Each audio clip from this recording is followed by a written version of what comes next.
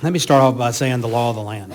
The Nuclear Waste Policy Act of 1982, as amended in 87, established federal legal responsibility for the ultimate disposal of spent fuel.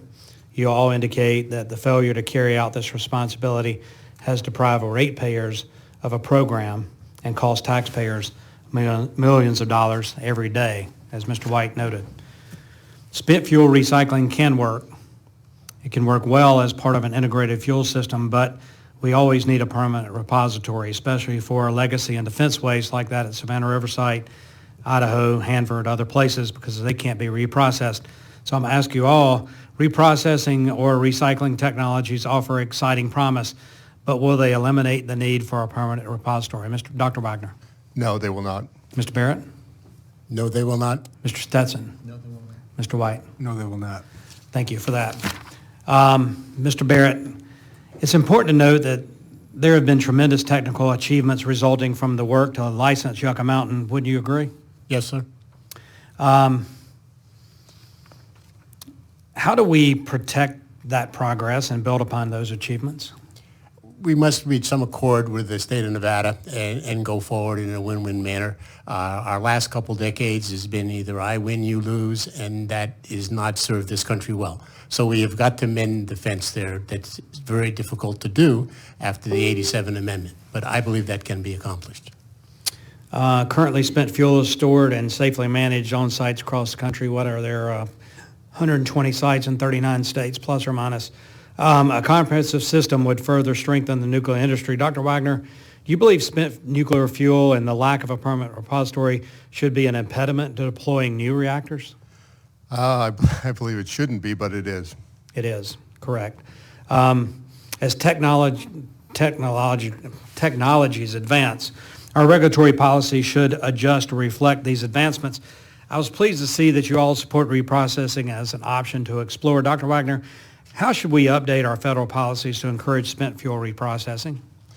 Well, so right now with the Nuclear Waste Policy Act, a once-through fuel cycle was envisioned, which meant there's no mechanism actually to provide incentives for recycling spent nuclear fuel. So that's where we need to start in terms of the Nuclear Waste Policy Act structuring and to provide that mechanism. So we've got all this money sitting in the Nuclear Waste Fund. Actually, I think there's just an IOU in that fund now. I think the money's been spent, but the federal government has an obligation. As I mentioned in my opening statement, South Carolinians have paid about $3 billion, counting rates that they pay in their utility bills plus interest over time. So couldn't we use that money to help fund some of these reprocessing projects? So that's probably more of a question for you all than me, but my understanding is that we cannot. For one thing, that money has to be appropriated out of the waste fund, and it has not been for such purposes. We're paying, what, $2 million a day in just penalties and interest. I remember the challenges of MOX, so I understand that, good money thrown after bad. I'm not for interim storage. I believe we've got a permanent repository at Yucca Mountain. We spent a lot of money on. We have a waste fund to actually pay for the construction and management of it. I've been there. Ingress, egress is completed. We need a vault, and we need to start storing waste there. But does reprocessing or recycling present a unique opportunity for advanced reactor fuel? It absolutely does. There are different fuel forms that are more well suited to recycling.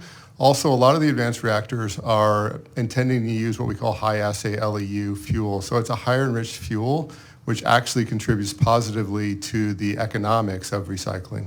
Yeah, thank you for that. So I visited Savannah Riverside and Hanford. I see the process of taking the highly radioactive waste and vitrifying it, or for edification of the crowd and TV, that means turning it to glass. That glass is molten, it's poured in stainless steel containers.